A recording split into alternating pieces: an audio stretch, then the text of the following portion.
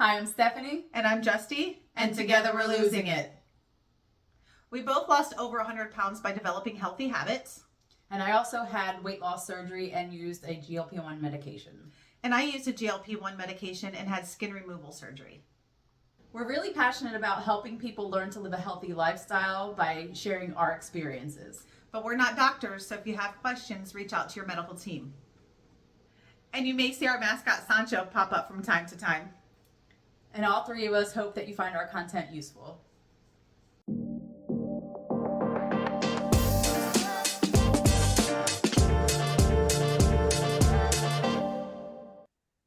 Welcome back, friends. We are here with a guest today. So if you're watching us on YouTube, you'll see the face. It's not all estrogen here. Normally it's always women. We've only had one male guest on before. So Eric, you are our second male guest. And we're going to talk today about just some conversation about bariatric surgery, whether to have it, whether to not have it. You know, Justy and I, we were different there. Justy considered it but never had it. I never considered it and then had it. And then Eric has a different story altogether, and he has also had bariatric surgery. So what I'm going to do is, Eric, I'm going to let you introduce yourself.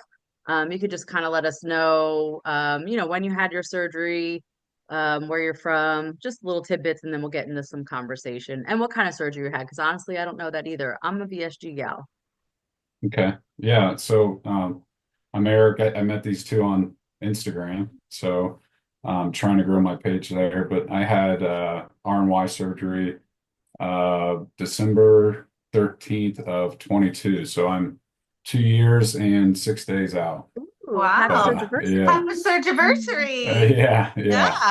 But so I'm in Central Ohio, so it's cold and dark and gloomy here for the next 3 months. But it's all right. But glad to be here, glad to talk bariatrics, and hopefully maybe help some people that listen to this or watch it. So what was your highest weight was almost 400 pounds, correct? Yeah, my highest weight was 394. So and actually tonight you can't see it because it's wrapped up, but I actually got the reminder on my wrist tonight. So I don't know if you guys can see that. You did a tattoo. Yeah. So Nice. I got it Roman numerals. So I've wanted it since I had the surgery, of just a reminder, a daily reminder where I can look down and see like, hey, this is how far I came, and I'm not ever going back there. So That's actually really cool. The crazy thing is, I literally had a conversation a couple days ago. I'm like, I want a tattoo of like something to remind me, but I don't know what it is, and that's great. So good job on that. Yeah, I was 311 at my highest, and I keep thinking about it. Where am I going to put a 311? I got to put a 311 somewhere. I just don't know where. Right, and I was 318, and I think Steph and I both know that we were bigger than that, but that's like the last time we got on the scale for sure.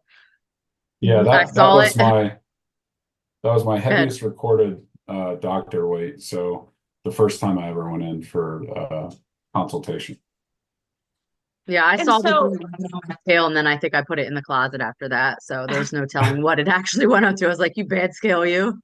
Get in the Right, closet. right. So then when you just said your first consultation, and so I guess a little bit of background on you. Were you heavy? Like Steph and I have been just chubby girls our whole life. So were you heavy your whole life, or was it something that was like onset later on in your life? Yeah, so I got heavy kind of towards the end of high school, I guess. Not super heavy, but I after high school I went to college, and then about that 23 to 25-year-old range is when I really started putting it on, I guess. I went from doing physical work to more supervisor and in the office work and placing and at a desk, and it's just easier to eat, I guess. And Yeah. I was truly, and I probably still technically am, addicted to food. It's just I've kind of transferred my addiction now to the gym, and I go to the gym a lot, and I don't eat as much. But Yeah, I think I'm in the same boat, definitely. With the transfer, because a lot of people are like, oh my gosh, you go to the gym, you're addicted to working out, but it's like, well, that's better. Right. Yeah. Right. Yeah. That's better than pizza and Modelo's and like bad decisions, you Yeah. know, because that's what I used to do. So when did you, so Steph and I mean, I was probably 40 years old when I really got, and I'm 48 now. So when I really seriously was like, okay, I got to do something. And I lost weight, 20, 30 pounds, stayed there. 20, 30 pounds, stayed there.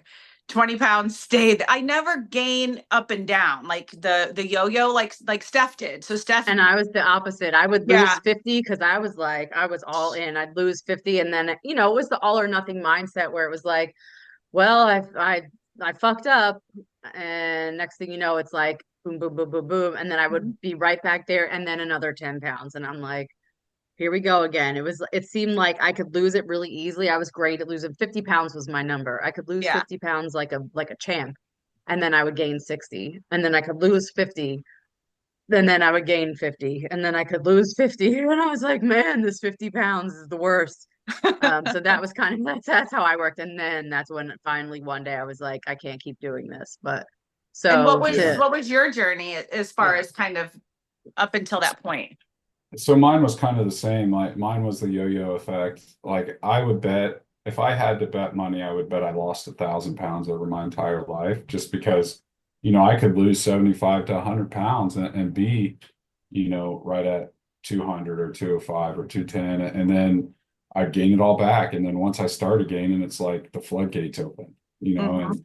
and it was so easy. I'm not saying that I had a lot of money, but I had enough money where I could stop by McDonald's on the way to work, and then I could have, a large Wendy's meal for lunch, and then I could go out to dinner for dinner. Like I was having 3 huge meals every day, and they were fast food or restaurant meals, and it was like it just all added up. And I lost weight on these fad diets, like the keto diet or what was the big one before that? The Atkins Atkins. diet. Yeah, yeah. So Mhm. I lost weight on that. So it was like probably like a 10-year process. And I started looking at bariatric surgery, I would guess 10 or 12 years ago. And, we talked before Yeah. this started recording, but I was actually in the program 3 times. So I got approved the first time, went all the way through. My surgeon required, and insurance required, the 6 months of nutrition visits, the doctor visits, the psych eval, all that stuff. And then I got approved and scheduled for surgery, and then I ended up switching jobs, and it didn't cover it. So I got out of the program because I would have had to cut a check. And then the second time, I lost a lot of weight. The surgeon said I shouldn't have the surgery because I had lost so much weight. And then I just, over probably an 18-month period, gained it all back. So now I'm 2 years out, and I've still kept it off, and I'm doing a lot better. So I think it's really helped me, but you got to have that right mindset. And I think that's the biggest thing during this whole conversation that I want to get out there to the people is it's not a magic pill. And anybody that thinks it's a magic pill is probably going to fail because there's a lot of work that you have to do. It's another tool for your toolbox. It's not the whole toolbox itself. Absolutely. I learned. And now, Go sorry, have you, Go ahead. Eric, No. have you had any regain? Because you're at that 2-year mark. Have you started to struggle with that, or are you just so focused, laser focused, that you're not having that issue? So I've had regain from my lowest. So I was like at my highest, which was 4 or 5 years before surgery. I didn't go into surgery at 394. I went into surgery at, I don't know what it was, 350 or 340 or something like that. But I dropped after surgery all the way down. And I remember one day seeing 179 on the scale. But anybody that follows my Instagram page knows, like, I lift weights probably 4 to 6 days a week, and I'm in the gym probably 6 to 7 days a week. And 179 for me was just way too little. And Yeah. I literally couldn't survive if I just stayed at 179. I want to eat enough.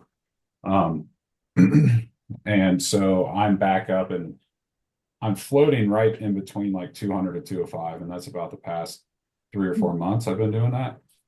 And like when I met with my surgeon, like 215 was his number. He's like, if you can get to 215, you're going to look great. You're going to feel great. But I would much rather stay between this 200 and 205. And just being honest, I would like to see 199 on the scale just so I can say I'm in the hundreds. But like, that's just me. The Wonderland, that's what I'm going for, Right. because I'm the same as you. I was 196 before I had my skin removal surgery.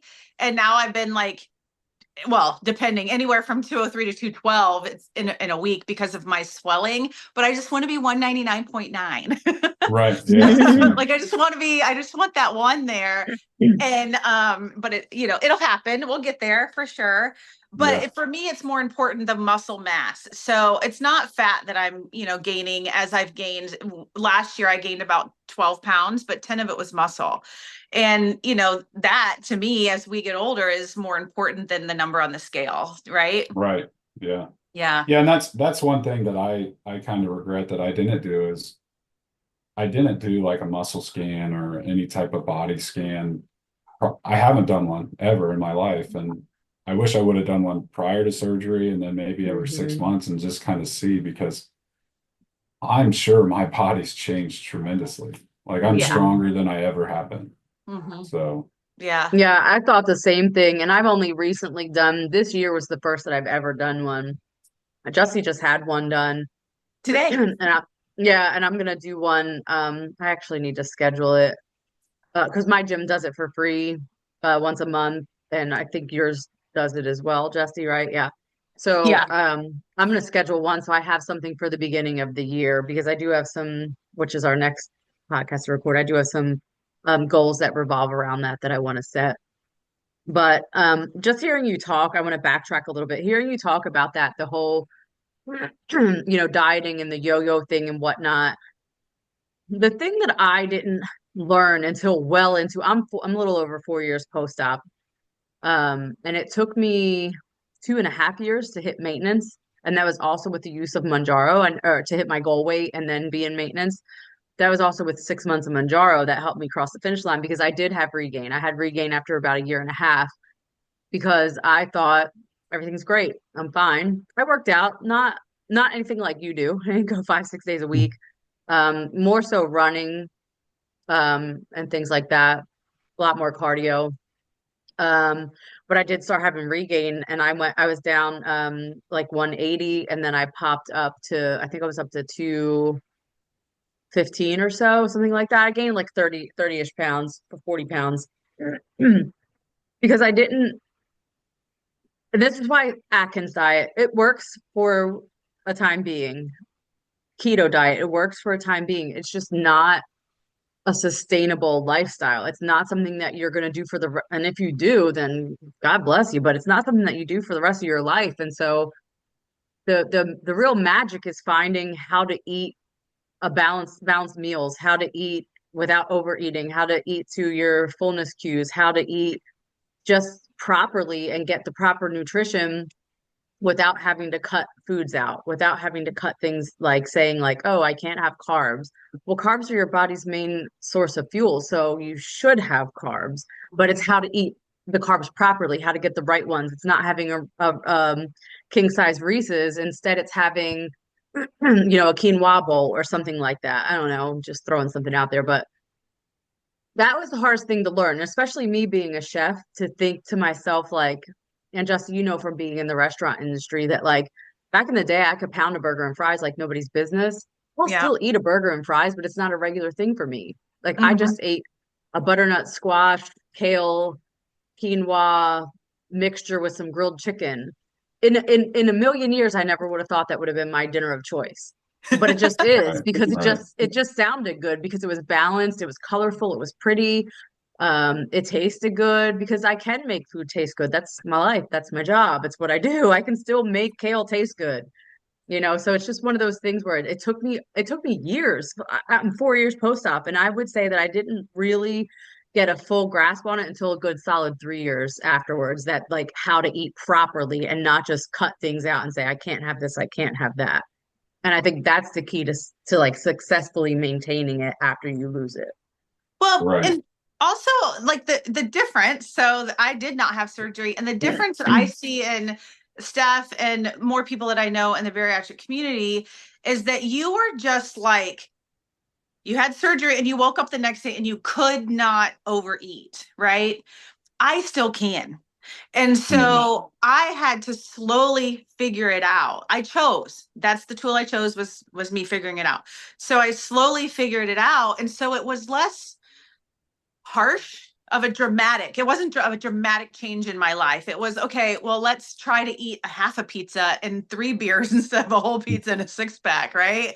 So I just slowly, now it took me 5 years to get from, 318 pounds down to, I stayed at 250 for a real long time. But it took me a long time and just constantly chipping away at it. But then you guys don't have the time to do that mental work because it's just there. And then all of a sudden, a year and a half later, it's like, oh, well, all that shit's still there. You know what I mean? Mhm. So now what am I going to do? Have you run into any of that? Yeah, I mean, I think that I had the time to do the work because I was in the program 3 times, so Right. like I'm probably a little different than your normal person that's like, hey, I'm just going to go have this surgery and 6 months that they have it. I mean, I knew about the program and I had been in the nutrition classes and everything else for 5 years probably, if you did the combined time. But yeah, I totally see that, and I totally see that people, if you don't mentally prepare, you're just going to go back to where you are. I mean, Mhm. and I see it all the time. Like here in Columbus, we have a really good Facebook page. It's called I don't know, bariatric support, Central Ohio bariatric support or something like that. And I've actually seen people say, people get on there and ask like, well, how's the psych eval? And there will be people get on there and say, lie about it. Like, just tell them everything is fine so they approve you so then you can get the surgery. And I'm the first one to get on there and be like, don't listen to those people because it's just a key to failure. Like if you're not mentally prepared for this, you're going to fail. And Mhm. I've seen a bunch of people do the surgery and fail. So, and I think that's part of my drive and dedication and discipline is I've seen those people fail. And I spent a lot of money on the surgery and I don't want to fail. And we don't want that. Yeah. That Right. is Steph and I too. Like that's the core reason that we started our joint Instagram and this podcast. It was to help other people, obviously, but it was to hold each other accountable. And we knew that if people were watching us, we wouldn't fail, right? Because Right. we'll give up on ourselves because that's just what we Real do, quick. right?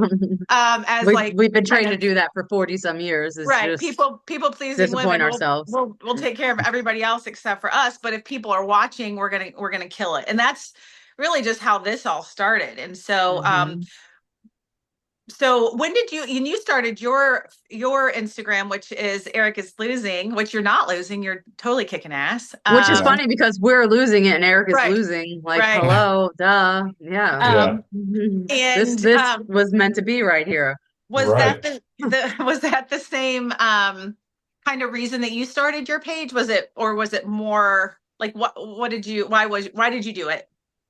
So I started my page at the beginning because I thought I could maybe help somebody out there that didn't know or was nervous or scared or had questions. And my page is still that way. Like I didn't start my page until I think it was April of this year. So it hasn't been around long. But like I'm open to, I've had people message me. I had a guy from Australia message me the other day and like say, hey, you're killing it, but can I ask you some questions? And I'm like, yeah, I'm an open book. You ask whatever you want, I'm going to give you my answer. But I always preface that with my answer that worked for me may not work for you, but I'm going to tell you what helped me. And I'm going to tell you that maybe it'll help you, but you're going to have to find your own way. But I kind of started it for myself too. Like, I think that was one of the biggest issues in the past before I had the surgery was I put everybody else first. I didn't really care what I did. I would eat like crap and, my kids were in sports, so I was always putting them first, always taking them to sports, always grabbing fast food, always doing this. And like, I kind of started the page to put myself first and to put myself out there, and anybody that needed my help, hey, I'm here, and you can come to me, you can talk to me, you can ask me questions, and like I just said, I'll give you what helped me, and hopefully it helps you, but I'm not a doctor, and I'm not you. Like, sometimes even the doctor can't get it right. You have to do you, and you have to make sure that whatever you're doing works for you. Well, and what I think is so awesome about you and Steph, I have older kids, right? So my daughters are 27 and 29, believe it or not. But I have an extreme amount of guilt because both of my children are overweight as well. And you guys at least figured it out while your kids are still young, and they can see you, and you can instill in them the habits of being healthy. And so I think that's really cool that you were able to put yourselves first in time to help to stop the cycle, right? Because just genetics wise, you know, I know Steph's kids are her step kids, but genetics wise, like my kids were already predisposed to it. And so both were, yeah, sides. so were theirs too. Yeah, even though they're not genetically, they're not mine. Both of their mothers suffer with obesity too. And so it's, you know, I don't want to put anyone on blast out there, but just for me to know, and my husband's always been fit. I mean, I think he was born with a six pack. It's whatever. I can't stand it. It's like he can eat like a Snickers and a pack of Skittles for dinner and not gain a pound. And I'm like, whatever, dude. But so he's always been fit, but his side of the family, they say the green genes, they have butts and hips and whatnot. So the green genes have some obesity over there, but both of their mothers do, and they could very easily flip. His son, now my stepson, he's very skinny, but he was a little bit chunkier when he was younger. My stepdaughter she's half Chilean, so she's got a little Latina in her, and she's very curvy. She's got a butt, and she could go the opposite way too, but that child has her father's energy, so I don't know that she ever will, because the two of them are like the Energizer Bunny. So she's very strong and fit. But what I like is we do 5K races and she does them with us. She beats me every single time. She almost beat her dad. That we did a 1 mile race and she was ahead of him. And he was like, "Oh hell no!" And he's like, I can't let this child beat me. She's 9." But yeah, because he was so busy like looking, because we're always trying to look for them and make sure that we can keep our eyes on them. But yeah, they're And just. I know that Steph's parenting has changed because, and I'm sure yours too has, Eric, and I'd love for you to talk about that, because she used to be the one taking the pictures, right? And now she's the one on the roller coaster. Now she's the one, Right. you know, doing the Because thing. I So did how say is that. I was always like, we would go to an amusement park and I'm like, "Oh no, I don't like roller coasters. I'll just take pictures." And they're like, "Okay, whatever." Like it was kind of lame in their eyes. And then once I started losing weight, they're like, "You're gonna get on this roller coaster." I'm like, "Fuck yeah, I'm getting on the roller coaster. You're gonna go roller skating with us?" "Hell yeah, I'm going roller skating." And they're just like looking at me like, "Is this real life?" And now they don't know it any differently. Like, luckily, my stepdaughter, she was 2 when I first met her. She doesn't know life without me, but she does remember me not liking roller coasters, not liking them, and not wanting to go roller skating. But now I'll do all the things, and I want to do all the things because I feel like I missed out for so long. But yeah, so was it same for you? Were you like, did you sit it out? Did you still give it a try at almost 400 pounds? Like, how did that work for you? Yeah, I mean, at almost 400 pounds, you're trying to park in the front row spot at the store, and you're trying to go in and get what you want, and then leave. And this year was probably the first year that I actually enjoyed going Christmas shopping, and walking the whole mall, and buying stuff. And this past spring break, we took 2 of the boys, and my parents, they live in well, they have a winter place in Florida. We went to Disney, and we spent the whole day at Disney, and it was like one of the best vacations ever. And now, like, my 16-year-old, he's getting into weightlifting, and I love it. Like when he texts me, he's like, "Hey dad, I got a new PR. I did this or I did that." It's like, man, this is awesome. Like seeing how happy and excited he is about weightlifting is just amazing. I'm not saying that I got him into weightlifting, but it's just great seeing him that he's doing that. And the 14-year-old, he's very athletic and plays football and basketball. And it's fun. Him and I did our first ever Tough Mudder together this year. And we took, I think it was third place, and he blames me. He says we could have got first if I would have ran faster.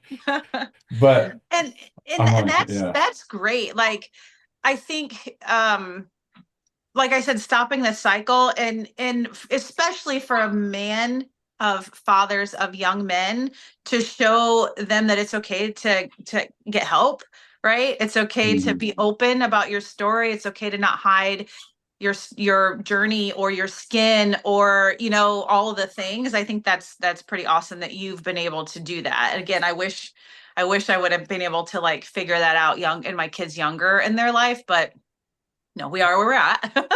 Yeah. Oh yeah. Yeah. Yeah, same thing with my stepson. He wants to play football. He's just entirely too skinny. And the doctor said he had to gain weight and everything. So we try to get him in the gym. I try to give him like a meal plan of what to eat, but I mean, he's 14. He's gonna do what he wants to do. I can't make the child eat, but I can lead him to it. But when he gets excited, when he's coming, so he'll be here next week. I'll probably take him to the gym with me. He likes to go to the gym. He wants to Yeah. go. He's just, he's feeling it out because it's hard. He doesn't have that. He just doesn't have, I don't think, enough role models to do that with him and for him. But when he comes to us, then it's almost like looked at upon us because we go hiking. We're always doing something. We do races, we go hiking, we go to the gym. And I think he actually looks forward to that. So I try to sneak some pictures here and there. I don't know if he knows that I do it or not, but I sneak pictures because I feel like he's really comfortable there and he likes it. And I know that we are that role model for him. And man, while they're young, because my role model for me when I was young was I went to Weight Watchers and I had to get on the fucking scale in front of everybody, and as a teenager and a preteen, and that's like, while my mom thought she was doing the right thing for us, it's mortifying. She thinks she's helping us, and We've she all been was, there. because we were learning about, but we learned about diet culture in the end of the day, versus just like, but who knows? Right now, maybe I'm teaching my kids the wrong thing, but for what I think is that I'm teaching them the right thing, and that's just to be like, to move your body and to make good choices. So Yeah. my next kind of question is, so for me, the reasons I chose not to have bariatric surgery was because I knew when I did lose weight, I didn't really gain it back. It was just a real slow progress. I didn't want to take vitamins because I'm not a routine girly, right? So I'm kind of a whirlwind sometimes. So I knew the vitamin thing wasn't of the whirlwind. Hey, I'm a good time though. So that was not for me. I was just so more terrified to like lose my hair. I was terrified that I would spend this money and then fail. I didn't want to have a surgery, even though I just had 2 skin removals. Like there was a lot of reasons that I did not want to do it. And I knew that I didn't give weight loss my full effort because I was a single mom raising 2 kids, ungrateful little girls that they were. And, trying to build my career, trying to do all this stuff and trying to take care of the wrong men. I didn't put that time to myself. So I knew, okay, my kids are grown now. I'm single. This is whatever. Let me focus on myself. So when you guys made that decision, like, did you go through all of that? Like, or was it just never a thought, like you were just going to do it? You want me to go? Yeah, go ahead. Hold on. So I think I had that fear. I think the biggest fear I had was like I'd gotten so big. I think I was scared that I was going to die on the table, and so like and I tried losing weight, but I got to the point, I guess, where it was like I got to do something about it, or I'm just going to die because I'm overweight. And do I want to die and not see my kids grow up, or what? Or do I want to try to do something about it? So I think that's part of my motivation. But I was so scared that I actually wrote them all letters. Like I had letters going just in case, and I had a timed text message in my phone just in case I didn't wake up. Like they would have got a text message and it would have said, "Hey, go look here." And it's just, so that's what kind of scared me about the surgery. Wow. And so yeah, I mean, it was a worrisome thing, and I always worry, like, am I going to regain? But um, I feel like I finally gotten into a lot better mindset about losing weight and about keeping it off now and maintaining and working out. Like, I hated the gym. I Mhm. did go to the gym like, full year before I even had the surgery, but I was so nervous going to the gym. Like, I would go on the treadmill or I'd go way in the back, and I go to Planet Fitness, but I'd go way in the back in the 30-minute room because it was like semi-enclosed and in the back corner and Oh my nobody like God. see you. Yes.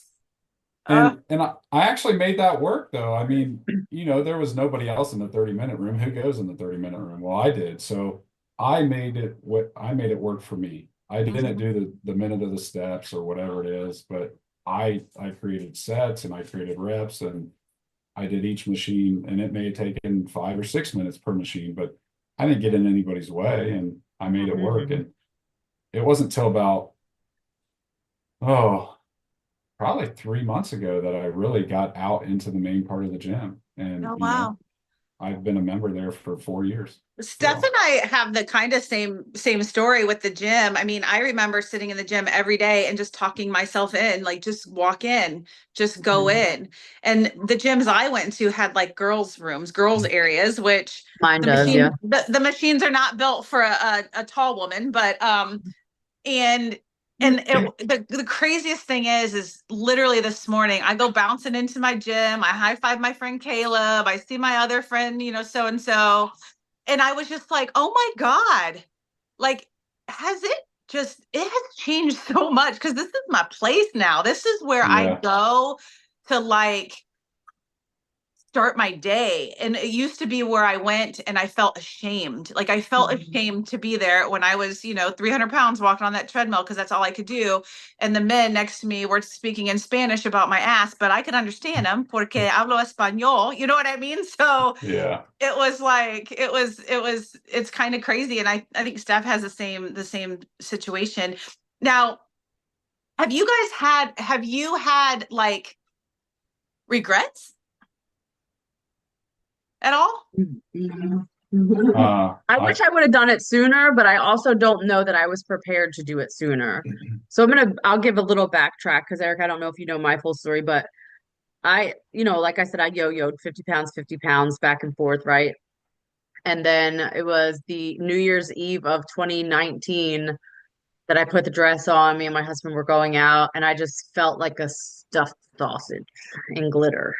I was like, I don't feel good. I got through the holidays. It was there we were, and my mom was watching the kids, and we were going out, and I'm just like, I'm gonna go through the motions, but I feel like shit. And I knew I had to do something. So 2 weeks later, it was like middle of January, I went to my first class. Well, that was 2020. And I started doing the nutrition. They said you have to do 6 months of nutrition classes. So I was like, I'll start doing them and just see what I think about it. Of course, my husband said, I don't think you should do it. You don't need to do it. He was more afraid of it than I was. This answers a little bit of Justy's question earlier. I didn't really, I had no fear. I wasn't, there was never a time when I was like, I don't think I should do this. I didn't have the thought of dying on the table. But when I went into surgery, I was I was under 350 Jesus, 250, under 250 at the time. Um, so while I was obese, I wasn't as big as I had been when I was, 300. So I just didn't have that kind of fear or anything. He was more worried about it than I was. My fear was I'm not going to be able to eat. I had the last meal. I'm a Jersey girl. I had an Italian sub before I started my right, very Italian. I'm Irish, but I had my Italian sub, and it was delicious. And I thought that was the last time I was ever going to eat that again. Well, that's the dumbest thing I've ever heard. Now that I think about it, why would that ever be the last time I could ever eat that again? But I wasn't educated. I didn't educate myself enough. So I don't have any regrets. I wish I would have done it sooner, but at the same time, I wasn't ready until I was ready. Just like you can't approach somebody on the street and talk them about the good word of bariatric surgery when you know that they could use it because they're not ready. They're not ready to hear it. You're not ready to hear it or even think about it until you've decided that you're ready to make the Mhm. next step. And so I wouldn't have been ready had I tried before because you and I had done everything. We listened to Corinne's podcast. We did, we did challenges where we did the virtual. You joined our virtual challenge with my sister Yeah. and everybody, where we did like a weight loss thing. We would try everything, but I wasn't ready for this until I was ready for it. And then once I did it, I was like, well, here goes. And then I was doing like the, liquids and purees, and I followed everything because I'm a rule follower. So I followed everything to a T. I'm And I was like, not. That's why I I didn't know. want to do it. And I'm like, I'm fuck. I'm like, Like, no. fuck, this is my life. I'm eating out of a little 4-ounce mason jar. And I'm like, damn, did I really do this to myself? And I did lose a lot of hair. I did a pixie cut for a while. And I was just like, I can't believe I did this to myself.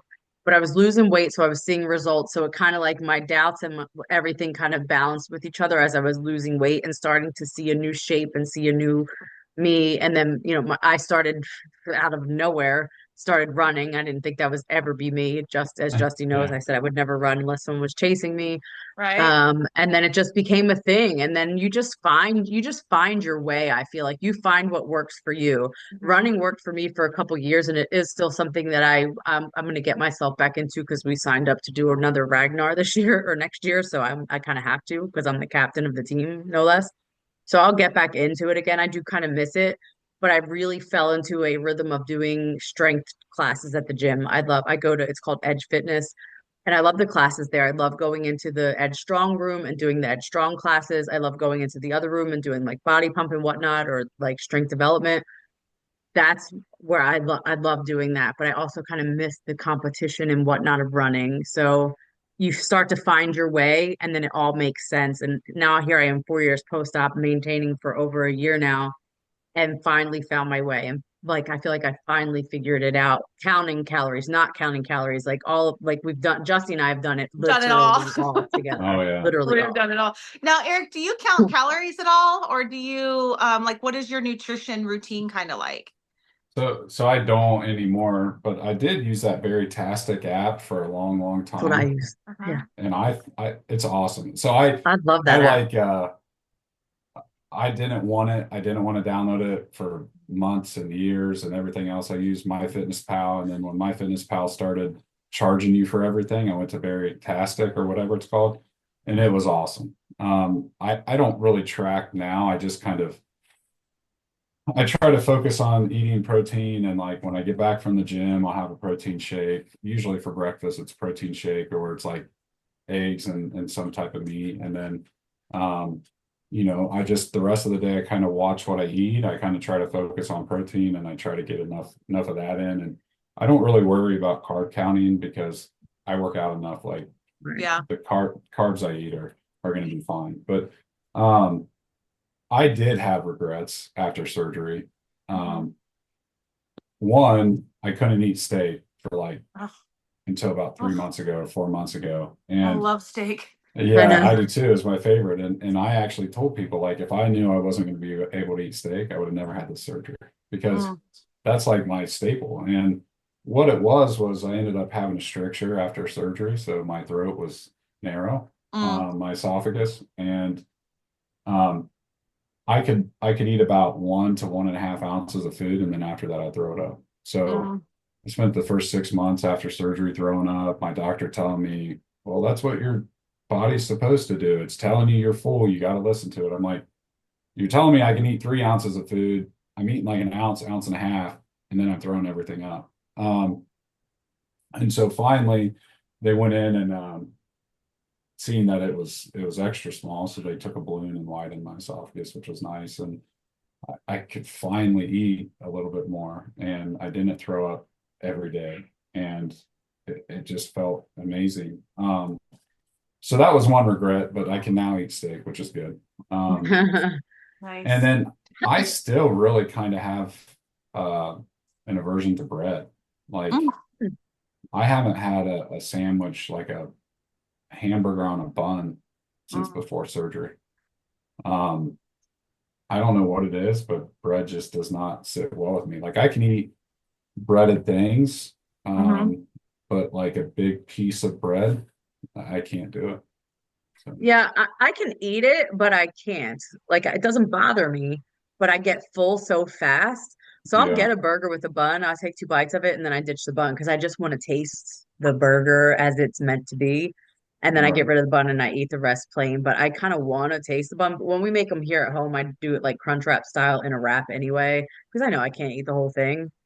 Um, so I can. It doesn't bother me. It just fills me up so fast that it doesn't make sense to eat it. I can eat all of it.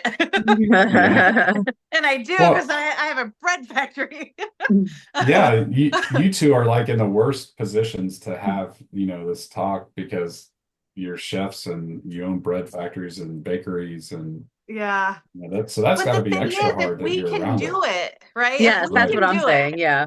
anybody can do it, right? It's Right. an added layer of complexity for sure. I actually had somebody reach out to me, somebody that does psych evaluations in the bariatric community. She's like, "Hey, I thought of you instantly. Do you mind if I send somebody to you?" She's a chef. I was doing her psych eval for her, and she was saying she doesn't want to, she's afraid to have the surgery because she doesn't think she'll be able to continue her job with like Mhm. tasting and whatnot. And I Yeah. was like, send her my way because I thought Because the same thing. we use that as an excuse. That was such an excuse for a long time because Right. you could still taste stuff, but nobody said you had to eat half I of didn't have it. to eat Like the you whole could crab taste.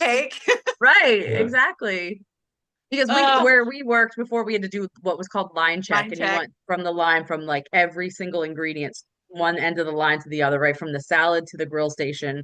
And when you got to saute, you made a crab cake. When you got to fry, you made, back in the day was the egg roll or Uh-huh. fried A coconut coconut shrimp. shrimp. You don't have to eat the whole shrimp. You don't Right. have, honestly, you don't have to eat it at all. Well, Cut that bitch open we're and see so if it cooked right. we're silly because we can see, like, we know when food looks right. You know what I mean? Right. So it's kind of like we just use it as an excuse. Right. The creme brulee. Nobody said to eat the whole creme brulee. You should just look at it and see if it's curdled or Is not. it So jiggly yes. or not? So I'm like, send her my way, please, because that was also my excuse. But you don't have to taste everything. And even now, so I have I started a meal prep business. I don't have to taste it all. I can look Mhm. at it and know I've done it for so long. I know if it's seasoned correctly, and I might give it a little taste just to check, but I'm not like over here eating everything. Matter of fact, when I meal prep, I hardly eat.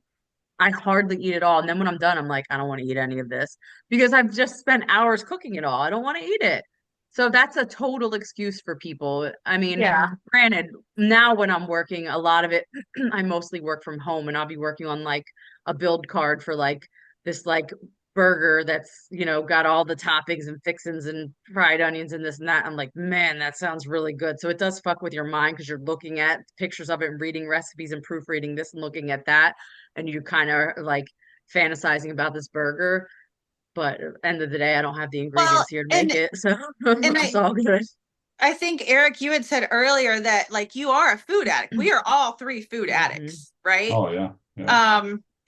And so I guess my next kind of question is, because your ability to eat the food that you love, the steak, the bread, that sort of thing, was kind of cut off so quickly, I would imagine that there's some sort of like, I don't want to say depression, but like, where do you get your joy from when that's where you got your joy from? If you're anything like me, I got my joy from food. But I didn't have that cutoff. So like, did both of you go through any sort of like depression or lack of joy? I hear that from some people sometimes. For sure, in the beginning, I was mad at Yeah. myself, but 4 years later, I'm fine with it. I know I can eat whatever I want. Mm-hmm. Well, yeah, and I think my biggest thing was when I couldn't eat the steak. Yeah. Like anything else in the world, like take anything else away, but don't take steak away. And What's your favorite well, cut? like I just had Wagyu the other day, Mm. and it's really tasty. But I Like usually a get a fillet. Filet. I'm a ribeye I like girl. ribeye. Yeah.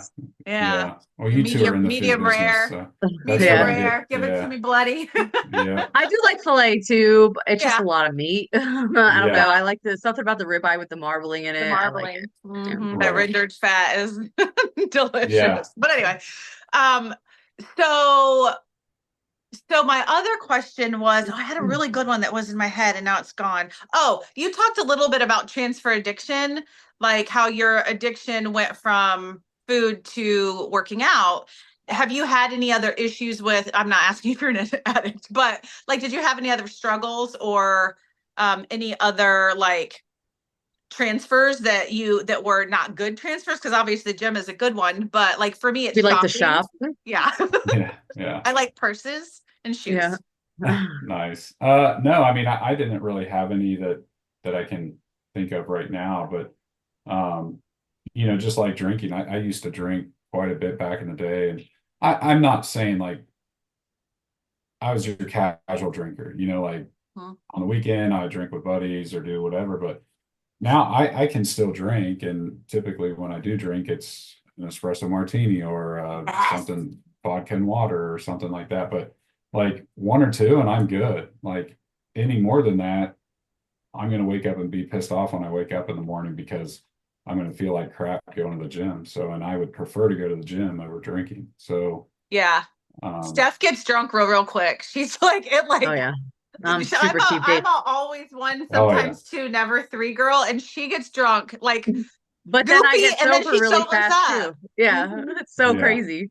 I'll Yeah. get drunk really fast. I'm like, hee, everything's funny. And then 10 minutes later, I'm like, what the fuck? That was it? Yeah. Yeah.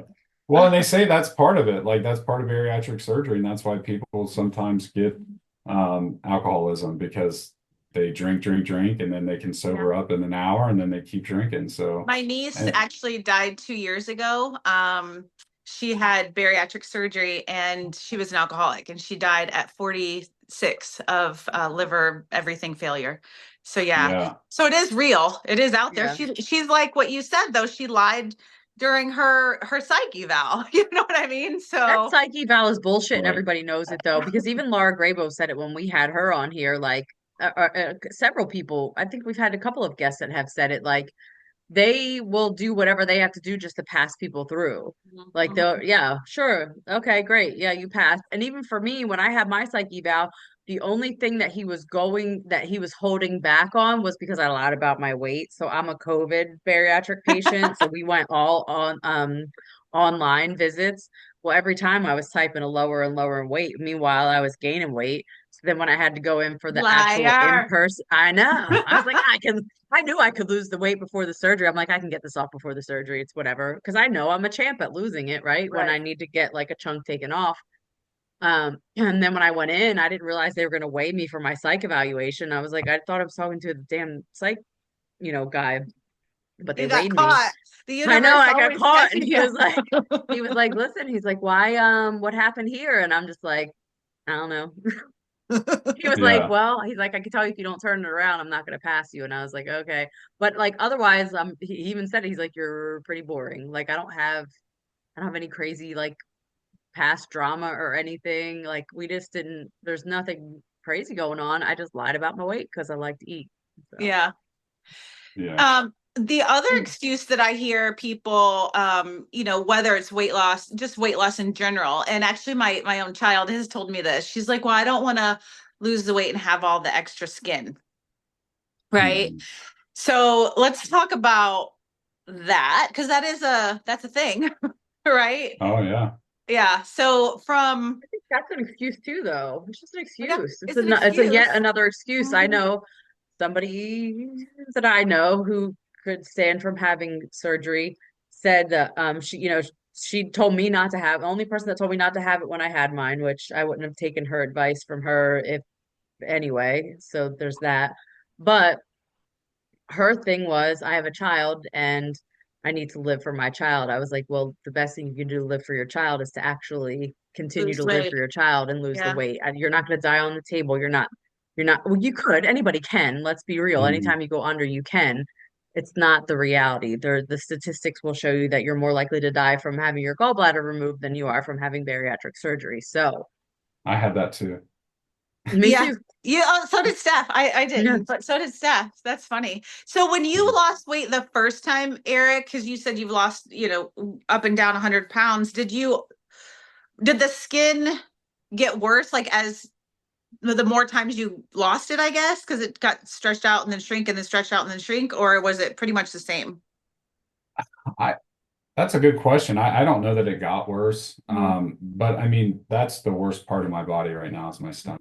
And, Mhm. that's that's probably an aggravation of mine, I guess, is Mhm. how hard I work out. And you can see like my Yeah. arms are getting bigger and my legs are getting muscular, but my stomach will never be muscular, and it is, but Mhm. there's 3 inches of fat over top of it. So Yeah. Mhm. I'm never, even if I have the surgery, I doubt I ever have a 6-pack, and I doubt I ever have, do any of that. But You'll be surprised because Yeah, after you have the yeah. surgery, Yeah. I would say I wouldn't doubt it, to Yeah, be you'd be honest. Yeah. surprised. The thing for me with my skin is I've always been like this kind of I don't know, personality, right? Like I don't know what you call it, vivacious, like whatever.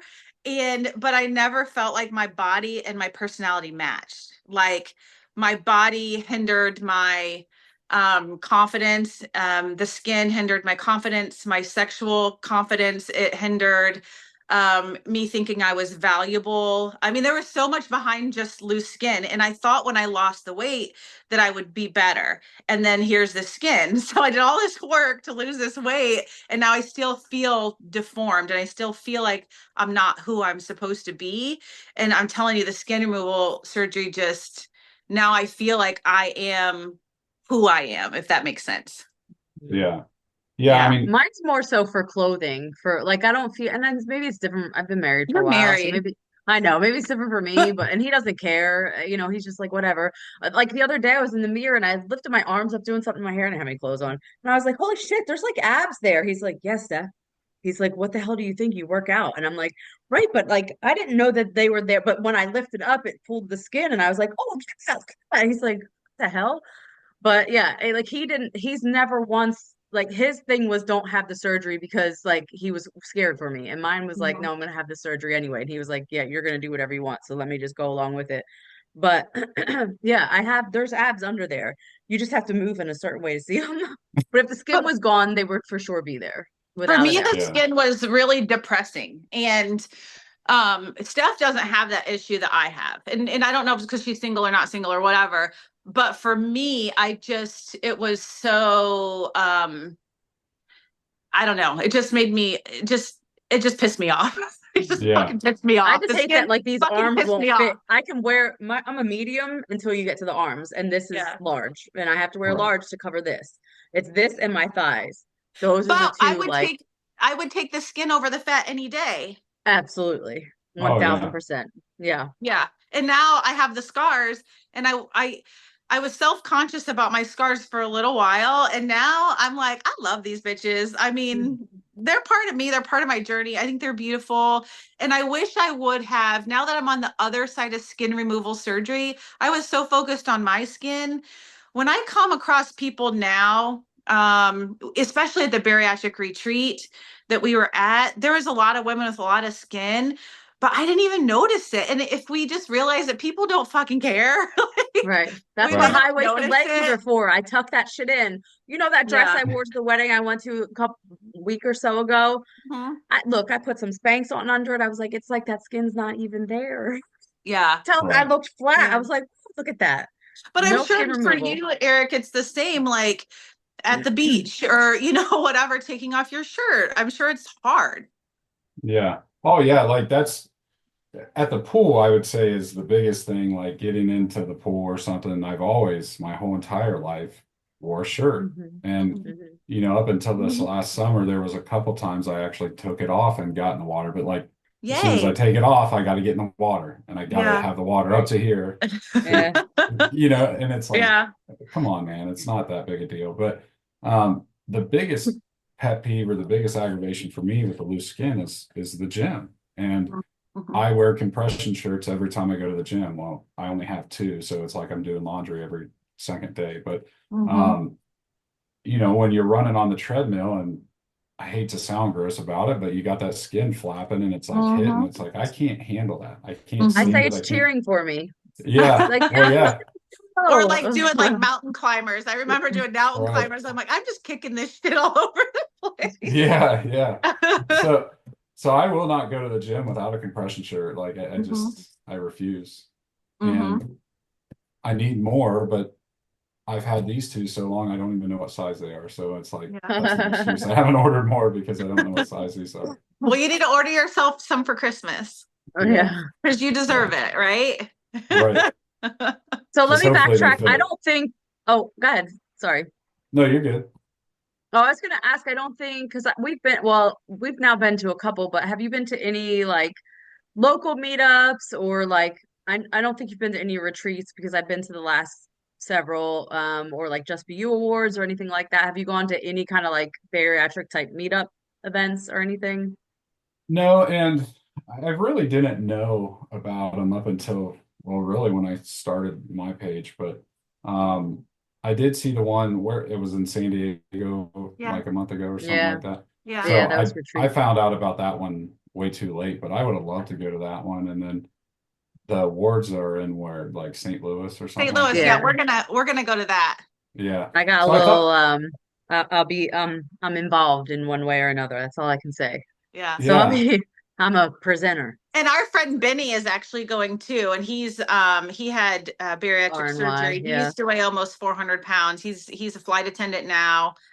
He's been nice. a friend of ours for a long time, so it'll Hmm. be fun. And I guess the other thing I kind of want to talk about is finding your community. And even though I'm not a bariatric patient, I still have, lost a lot of weight, and we all have the same thing in common. And finding those people, just like actually when we were at the bariatric retreat in San Diego, that's when I found you. I was like, Steph, look at this guy.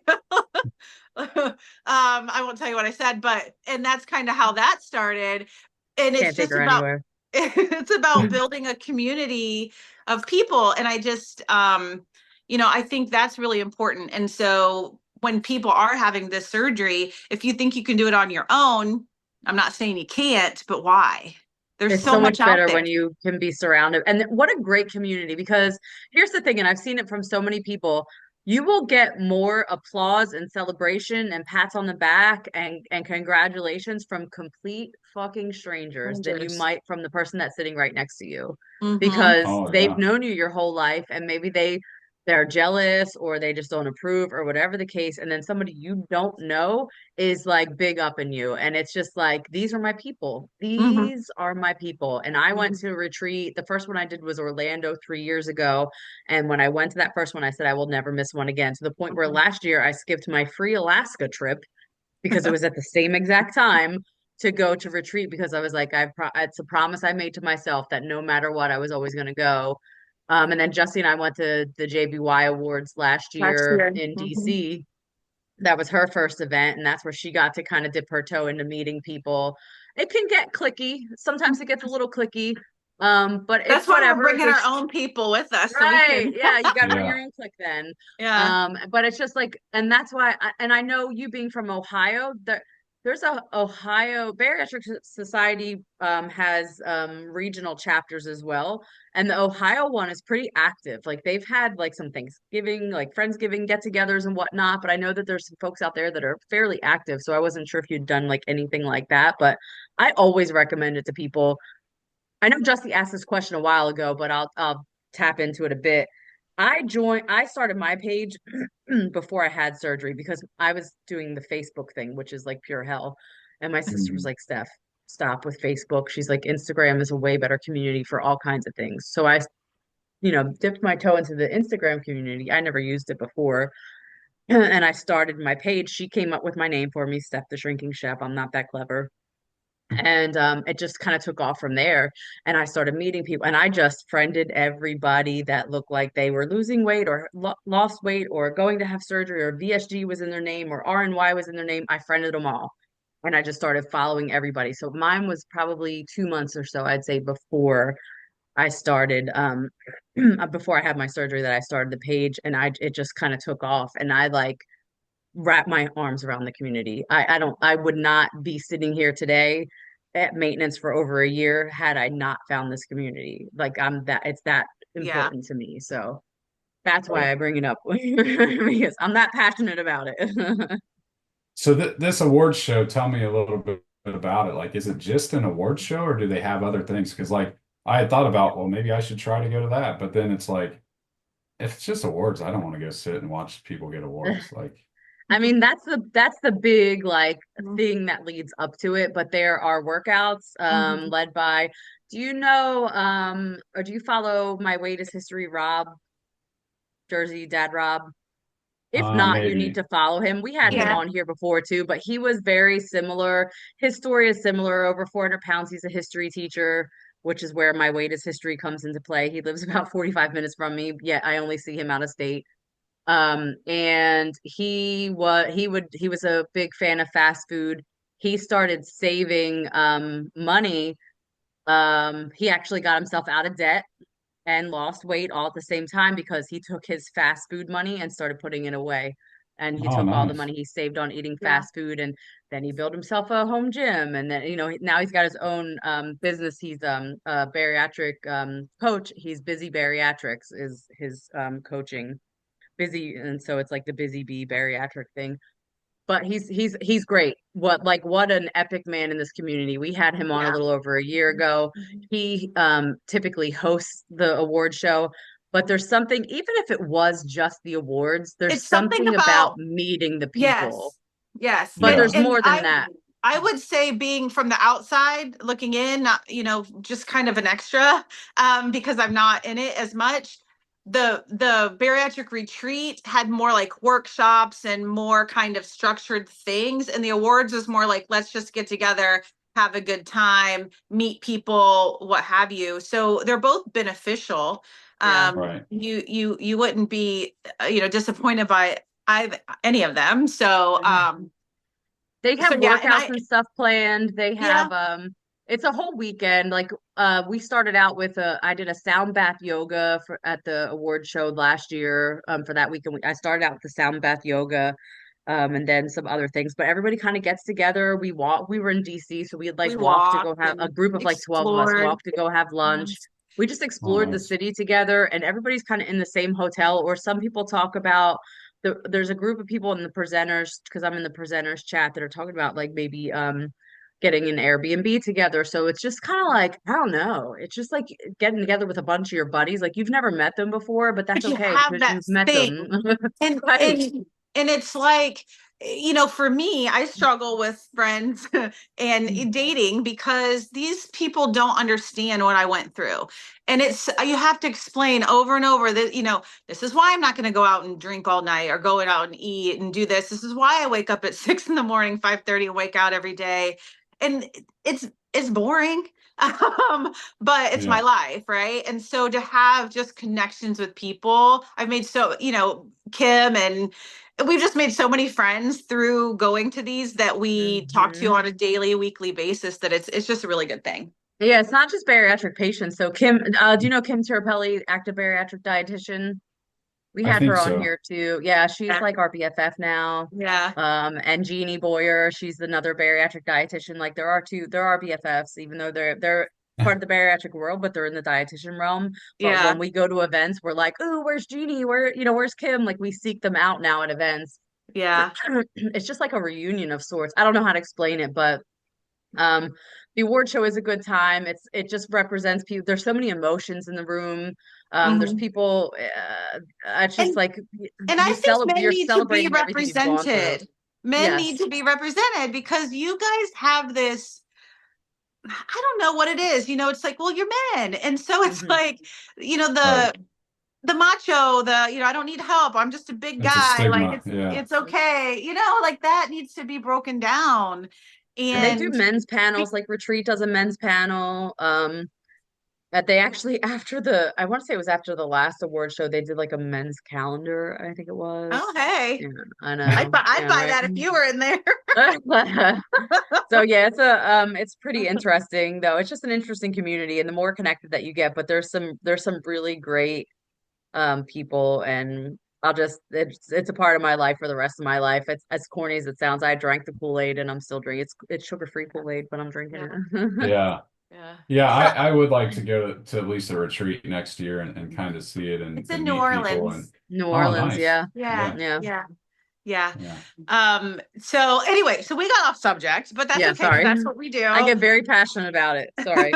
But so at the end of the day, our subject was, having bariatric surgery or not. And I think we can all agree at the end of the day, you got to figure out what works for you Mhm. and what You're is not in your ready till you're heart. ready. Yeah. Yeah. What is in your heart. And there's always going to be complications or side effects. There's side effects to losing weight naturally too. It took me a long fucking time. And so it's really just about being ready and having the community reaching out and really doing the research, right? Right. And Justy, I think you weren't ready until you were ready too. While you did it slowly, there was that long period of time where you remained around the same weight, and it wasn't until like loss of your dad, loss It of a wasn't serious until relationship. my dad died and I had my heart Yeah. broken, and then I didn't eat. And then you didn't eat, and I was like, can you please eat something? Can you at least drink a shake? So I'm like calling her. I remember being at a friend's house sitting on their porch, and I'm like, okay, here's what you need to go find some Fairlife shakes. I'm like, you're gonna need to drink, you have to get some nutrition. So I'm like trying to talk her through it. And then from there she just started building and pushing, and it's like you have to, it's almost like you have to hit your rock bottom. I hate to say that, but it kind of is. Like in Oh, the yeah. obesity world, you have to hit your rock bottom in the obesity world to like really pull yourself up by the bootstraps and do something about it. Yeah. Whether it's Well, your and journey that's, or did it little by little, or us who had surgery. yeah, and I mean that's addiction. If you think about any addiction out there, you've got to hit rock bottom, and I think that's where I was. And you say there's side effects to the surgery. Well, there's side effects to not having the surgery. Yeah. Yes. If you're 400 pounds and carrying it around every day, your heart is just asking you to do something to help it because it's struggling. And there's side effects to taking blood pressure medication. There's side effects to taking diabetes medication, and there's side effects to You gotta everything. choose your hard. I mean, it's not easy, but just choose your hard. And that's kind of cliche, but it is true. Like, I do not want to get up every morning at 5:30 and go to the gym. Now I do because I end up liking it, but I literally have to tell myself every day, this is what you promised to yourself. You're going to feel better. Like, I talk myself into it. And, even with my meal prep and that sort of thing, I mean, I have whole ass bakeries. I just want to grab a macaron or a petit gâteau. And then I'm like, no, don't do it. It's not worth it. It's not on your plan. It's not what you want most in life. You want to fit into them jeans. You want to do this. You want to do that. Like, I constantly have that dialogue with myself. So, yeah. Yeah. Yeah. My favorite hashtag or my favorite catchphrase is discipline over motivation. Like, I don't want to get up at 3:20 a.m. 5 days a week and then 4:15 on the weekends because my gym opens later. I may want to on some days, but other days I don't want to. But I've seen what it was like when I didn't do it at all. And you got to have that discipline to push through. I mean, motivation's not going to be there. It's not going to be there most of the time. But you have to have the discipline. Sticking. But the thing is, if you had to wake up at that time to go to a job, you might not like it, but you wouldn't have to talk yourself into it because it's your job. You're committed to that job. So we have to commit to ourselves the same way that we would to the other commitments that we give. Right. 100%. Yeah. Well, I think this was really fun. Yeah, for sure. Yeah, I think it was really fun. I look forward to continuing, obviously, to follow your journey, and we're going to all hold each other accountable. Yeah. For sure. Yeah. And hope that, someday maybe we'll see each other in New Orleans or, wherever. So that'll be great. Yeah. Yeah. Yeah. And St. Louis is April, I see. I looked it up. Yeah, it is. Yeah. I've been following flights there because we'll figure that out. I bought my ticket already. Oh, you didn't get yours yet. That's right, because we're waiting. Yeah. I had to think that one through. And so I think we're gonna go for sure, and our friend Benny is gonna go for sure. And so I mean, I'm sure we're down to like share rooms or whatever too. So I mean, we're open to all that. I've slept on the floor. I think at the one I slept on the floor because I was just like, let's pile these people in this room. Right. Yeah. And Benny and I, the first time I went on a vacation with Benny, we went to Puerto Rico together, and he was like, I mean, I just have a room with a king size bed. I'm like, I'm cool if you're cool. He's like, I'm cool. I'm like, great, let's go.